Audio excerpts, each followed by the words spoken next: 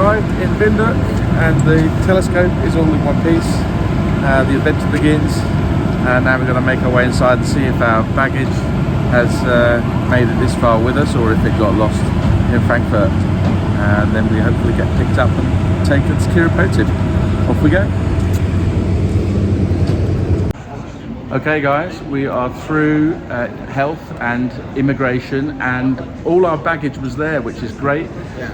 And even more good news, Binias from Kiripotib was here to meet us. So we're about to get in the car and be taken to Kiripotib. Off we go. So we're on the road making our way out to Kiripotib, and it's about an hour and a half drive. Binias says about an hour and a half. So here we are, from Kiripotib.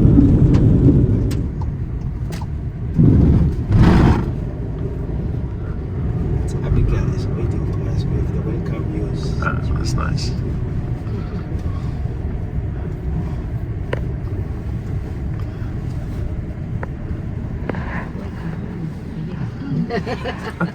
Well, here we are. We've finally reached Kiripotib. And this is what greets you, this entrance arch, and we've been in and got our accommodation and registered, and first impressions are really good. Are really good. Yeah, it's just staff are brilliant. They're really welcoming, very friendly. We've met the manager, we've met the owner, we've met the front of house, we've met the cook, we've met the cleaner. So literally, it's been really great. We've only been here 45 minutes. Yeah, we're on first name terms with everybody already, so a good start. So what we're going to do is just do you a quick walkthrough so you can see what facilities they've got, what everything's like. So let's do that now. So as we come in down the driveway, over in the distance on the left you can see where the Astro site is located, and then off to the right is where all the accommodation, the chalets, restaurant, pool, etc. is located. So I'm going to jump ahead, we're going to walk down this path and head in. So this is where we pulled into, and we were welcomed with welcome drinks, which was really nice ice cold boozy drink. All our bags were unloaded for us and taken to our chalet, so that was really good. And we'll wander down. Teresa's heading over to the chalet over there.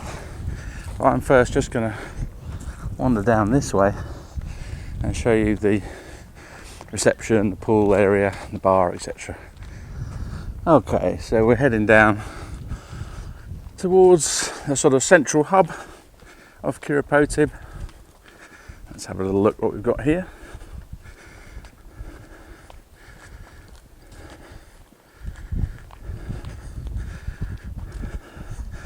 Come back to that in just a minute, because here is reception, where we were greeted by the lovely Abigail. Hi. Hi Abigail. Hello. Hi, I'm Martin. And this is Katrina. Katrina, nice to meet you. Where did Phineas go? Yeah, he just went to the office. He's run away. He's camera shy. He's shy. He's camera shy. He doesn't want to be on YouTube. So let's have a little look out here. All lovely thatched buildings, really nicely done. And this is the eating area.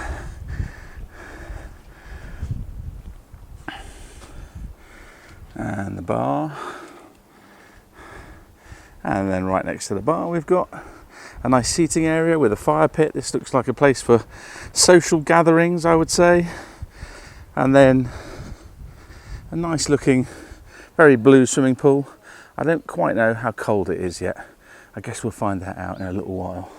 So now let's take a little wander through here. This is our shortcut to our chalet. If we come down here. So this is our chalet. Teresa's already getting comfortable, hooking into the Wi-Fi, are you? You hooked into the Wi-Fi? And it's working? So let's have a little look inside the chalet. So it's really beautifully done. We've got a 4-poster bed with all these lovely hanging nets which double up as mosquito nets at night, of course. And someone seems to be good at towel art. We've got little bougainvillea flowers and paperwork to do, even with flowers on. All the decor is all very local and Namibian. And here we've got an ensuite, so we've got 2 sinks, great big mirror, hello me, and a walk-in shower, really nice big walk-in shower. Oh, looks great. The heat here is really dry. It's quite hot, but it's not too hot. It's end of August, so there's a toilet there, and we've got a cupboard for storage. We've got a combination safe, and overall we're really impressed with everything so far. The people are so friendly and the accommodation looks great. Everything's really close together. So far so good, but of course we've yet to go and have a look at the Astro area. Okay, we're going to head on over to the Astro Park now. I've got my 2 bags of kit. Let's head on over. So I've got a sign here steering us down the path towards the Astro Park. It's about 200 metres from the guest farm down to the park, and then we'll check out which one's our platform and we can start setting up. So this is the Astro Park. All the pathways are marked out with white lines along the edges, so hopefully you can find your way at night. On the left here we've got a remote observatory with a roll-on roll-off roof, and then down here ahead of me we've got the Astro Villa, and this is where cold astrophotographers can meet up during the night and use the toilet, have a hot drink, warm up their hands and feet, have a chat about how things are going, and then get back to it. So this is the Astro Villa. So turning left here, we're going to come to the platforms.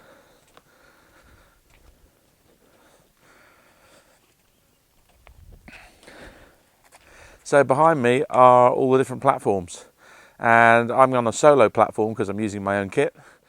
You can see that each of the platforms has got a windbreak around the outside of it. Keep the wind off the telescope. Okay, so here is platform number 11, which is one of the solo platforms. You can see we've got a concrete base with a pier, and the pier's got this sort of protective shroud over the top of it that's on wheels, so we can wheel that out of the way.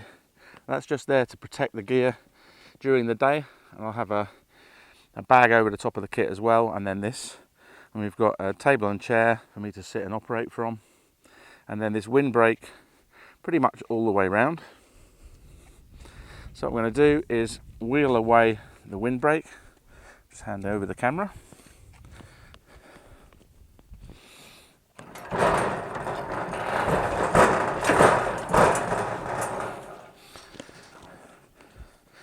So here's the pier. Got a convenient piece of cut plastic container there protecting the top of it. So I'm hoping that my adapter I've had made will fit in here. We'll try that in just a moment. We've got the Shuko sockets for the power down here. So we'll start with the moment of truth. I've got my ZWO AM3 mount with the adapter on the bottom of it, and we hope and pray it's going to fit in the top of the pier here. So let's try it. Yes. Phew, that's a relief.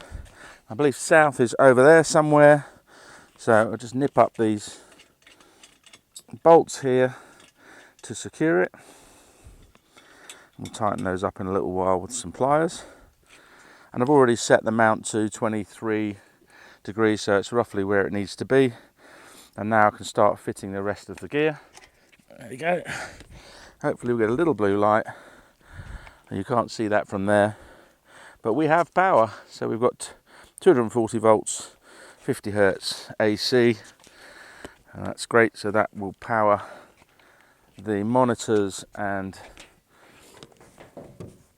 anything else that I have on the table there, and I just need to get everything out and set it up on the mount. So let's do that. So I've sped up this part of the video because it took quite a while to set everything up. I brought out the telescope with the dovetail and focuser and the guide scope and guide camera, then fitted dew heaters to the telescope and guide scope. Then I brought out the control computer, fitted that under the dovetail, then the rotator and filter wheel, and once those were fitted, finally I brought out the main camera and fitted that, and then set about connecting up all of the different DC power and USB cables and the dew heater cables, and the cables of course to my keyboard, mouse and my monitors, where I now use a long USB cable with a splitter for the keyboard and mouse and a pair of long slender HDMI cables for the monitors. I've given up using network connections or Wi-Fi connections because of the trouble I've had in the past. And finally I brought out a compass just to make sure everything was pointing due south. And we're in good shape. And it looks like the PC has booted up fine, so that's really good. I've got my head torch, gloves, notebook, pen, woolly hat, all at the ready. I'm quite sure where the pen's gone actually. So far so good with the first part of the setup. And I'm just going to put my protective bag over this.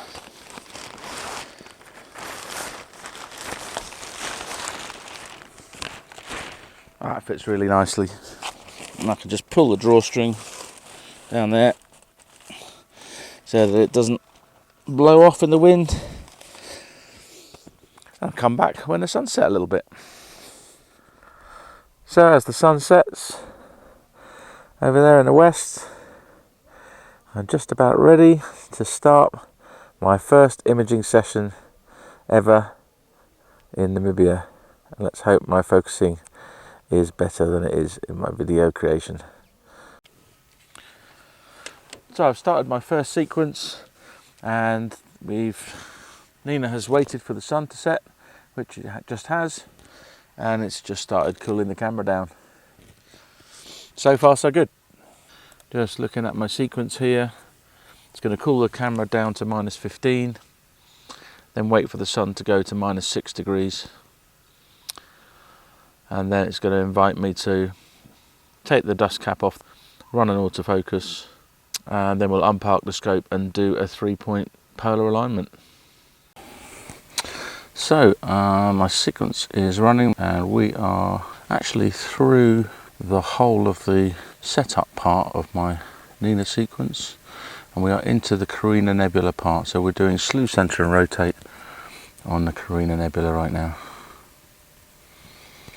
and it wants me to fit the flats panel. So let's do that.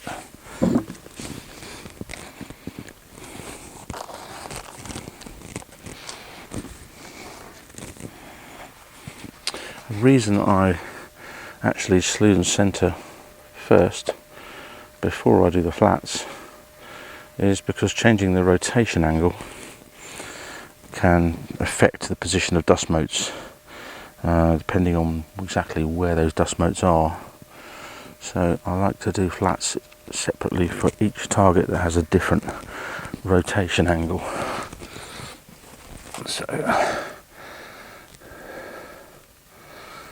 going to hit stop sequence, go into equipment, go to flat panel and connect the flat panel. That's done. I go back to the sequencer and restart the sequencer.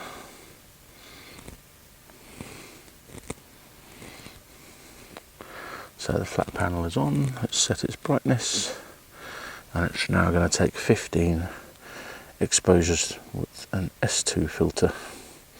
So I'm just doing sulfur 2 for the Carina Nebula tonight. I did hydrogen alpha last night along with RGB for the stars. I'm doing sulfur tonight for about an hour, and then oxygen for 3 for an hour tomorrow night. Hopefully that'll give me a good data set across the week. It's really a very narrow window of time where I can image the Carina Nebula. It's so low in the sky, I'm imaging it from when it starts at about 20 degrees up and ends at about 9 degrees up. In fact, right now it is, yeah, it's about 20 degrees up right now. So we're shooting flats. I should be able to go to the imaging tab and see my flats. I did a lot of cleaning work on the camera. I got rid of a really big dust mote that was there, and my flats look much cleaner. There's no major dust motes on there at all now. So it's done it. It's done all 15 of those. So I'm going to stop the sequence, go back to equipment, flat panel, and hit disconnect.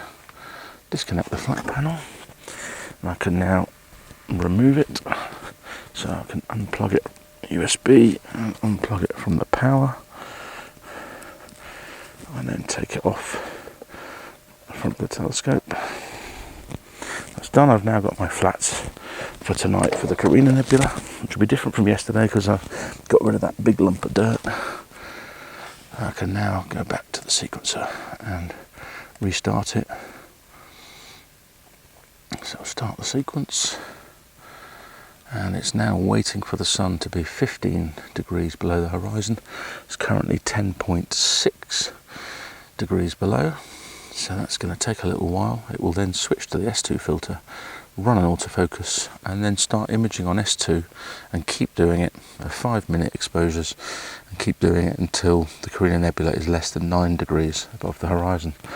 So at this point it doesn't need me anymore, so I'm going to go off and have dinner, and I'm going to come back. I think it's 8:52 that the Carina Nebula drops below 9 degrees. It's 7:19 now, so I've got an hour and a half for dinner. So Teresa's going to be happy. I'm going to be at dinner in time. From this point on the trip, I didn't make any more videos. I wanted to concentrate on actually putting into practice the plan that I'd so carefully made over so many months before the trip. I didn't want to be distracted by making videos.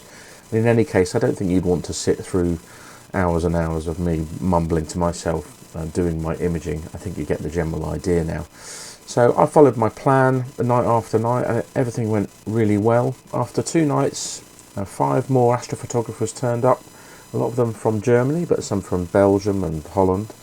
And we all got on really well with one another, and it was a good sort of social aspect to the trip. And of course, we visited each other's platforms during the night to see what each other were up to, and also went to see, there's a Dobsonian, a big Dobsonian on one of the platforms, and it was really cool to go and have a look at Alpha Centauri, the giant globular cluster, and other celestial objects with my own eyes through the Dobsonian while my rig was busy taking images.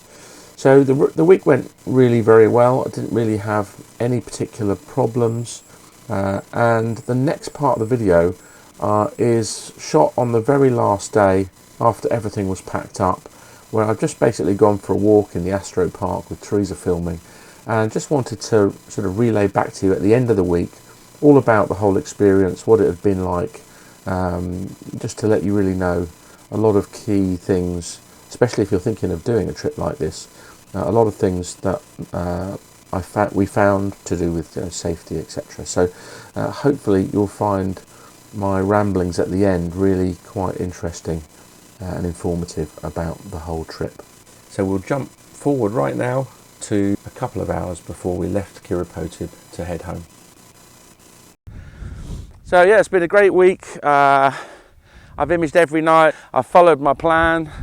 I spent hours and hours working up the plan, and yeah, I followed it pretty much to the letter. I did make some changes just to sort of, like the Dolphin Nebula, I realised I could get imagery of that from the UK, so I changed over to the Large Magellanic Cloud to get more data on that. I have really gone for lots of targets and not much time on them, which, you know, some people might say that's a mistake. I didn't know if I'd ever come back to the Southern Hemisphere with my gear again, so I wanted to make sure I at least got an image of the major targets down here. I think if I came again, I would image fewer targets, the ones I like the most from last time, and get a lot more data on them, so I can go really deep and get a really good quality image of those targets. But I don't think my images are going to be too bad. I've managed to image the Running Chicken Nebula, the LMC, the SMC, the Carina Nebula, the Rho Ophiuchus. I did a 2-panel mosaic of Rho Ophiuchus. Yeah, the Fighting Dragons of Ara, thank you. Yeah, so quite a few other, the Prawn Nebula. So yeah, I've imaged quite a lot of targets. Staying up every night for a week. It's pretty tiring, but then there's not a huge amount to do in the daytime, and of course it's really hot, especially in the middle of the day. So what you miss out on at night by staying up, you just make up for it by getting 2 or 3 hours sleep during the day, recharge your batteries. And if you can get your sequence defined so that you can maybe go to bed 11 or 12 o'clock, you get a decent amount of sleep, maybe 5-6 hours of sleep, and then add a couple of hours of that during the day the next day, so you've got enough energy to go again. So I've managed, I'm 58 and not terribly fit, and I've managed to do that for 7 nights in a row. I'm tired, but I've managed it. So it is doable. It was something I was worried about, but yeah, you just got to make sure you get enough sleep between the night time, well, together for the night time and the daytime afterwards. Yeah, so what have we done that isn't astrophotography? So we did a sundowner drive. Now the Kiripotib farm is actually 10,000 acres. It is mind-bogglingly enormous, and they take you in a safari jeep vehicle with raised seats. It's open, and they drive you around the farm, but it's like going on a safari. And we saw loads of animals. We saw springbok, we saw giraffe, we saw kudus, blue wildebeest, we saw an eland, steinbok, yeah, lots and lots of different animals. You don't get the big big five. You don't get lions here. We saw zebra. You don't get lions or water buffalo here, or leopards, or elephants. But you do get those other animals. So we had a nice little mini safari on the farm, and at the end of that, watch the sun go down with a nice drink before heading back to have dinner and then start doing astrophotography again. We also did a morning hike. It's lovely and cool here in the morning, and they took us down the road, about 20 minutes down the road, and we walked up one of the distant hills to the north of here, a reasonably steep climb up to the top, where we had a little miniature breakfast, and walked back down again. That was really pleasant. It was lovely and cool. We did that before the heat of the day really kicked in. So there are things to do, but in general, I think, Teresa, you'd agree, it's a quiet, peaceful, relaxing time. There's not masses to do. If you want to explore more, you're going to have to bring a hire car and head off places in the daytime. But it really is just a lovely place to relax and read a book and sunbathe and dip in the pool. There weren't many astrophotography wives. In fact, Teresa was the only one. So good on you, Teresa, for being the brave one that came out and surrounded yourself with astrophotographers. Yeah, there are lots of other visitors that come here. In the summertime, you get 30, 40, 50 glider pilots come here, so it's really busy. But at this time of year, there are passing guests who may be doing a tour of Namibia and they might stop for 1 or 2 nights. There was one couple who came for 1 night and liked it so much they booked themselves in for a second night and stayed on. They were a nice couple, and we spent a bit of time with them. So the whole thing's just been a really good experience. The staff are so friendly and so helpful. Anything that you need, they'll sort for you. Nothing is too much trouble. It's just a really nice place to be. And Hans and Claudia, who've built this whole place from the ground up, they're a really lovely couple, very friendly, very talkative, very happy to come and talk to you and to tell you about things and inspire you about Namibia. And we certainly are now thinking of coming back and doing a safari, going to the coast and seeing the dunes and things like that. So overall, it's been a fantastic experience. As an astrophotographer, it's been pretty unique to take my rig to the Southern Hemisphere under Bortle 1 skies and image things I could never have imaged if I'd stayed in my back garden in the UK or anywhere in the Northern Hemisphere for that matter. So yeah, it's been a brilliant experience, and today sadly is the day that we fly home. So we've got a few hours left. We're going to go and have a cold drink, finish packing our bags and head back to Windhoek. It's an hour and a half trip back to Windhoek Airport, and then an 11-hour flight to Frankfurt, and then it's what was it, 3 hours? How many hours was it to London? You're right. We'll stop it. Just one more thing, and that is that they give you a free tour of the main sort of central area of the farm. That's really interesting. They have all sorts of fascinating things. They harvest wool from the sheep. They spin it themselves into yarn.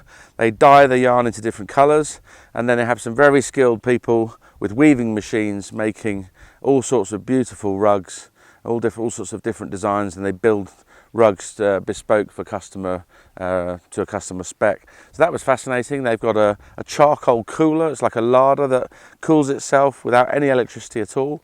That was quite interesting. They keep chickens and goats and geese. They have a vegetable garden, so they supplement as much as they can. So as much of the food that they serve to their guests as possible is actually grown here on the farm. So it's just a huge operation. It's very diverse. You can see that they've really diversified in order to make it sustainable, I guess. But it's just amazing to see how many different things are going on here and how they run this place. Overall, it's been just a fabulous experience, and I think both of us are looking forward to coming back to Namibia, and maybe even if it's a passing visit to Kiripotib, we'd certainly drop back here and be delighted to spend 1 or 2 nights here. If not, come back and do some more astrophotography. One more thing I just want to talk about is security and does it feel safe? So the first thing is Namibia is a peaceful country. We haven't felt uncomfortable or insecure or unsafe at any point on this holiday. Here we are an hour and a half away from anywhere. There's literally nobody anywhere here other than the staff and us. We've felt super safe the whole time we've been here. So from a sort of security from other people point of view, absolutely no issue at all.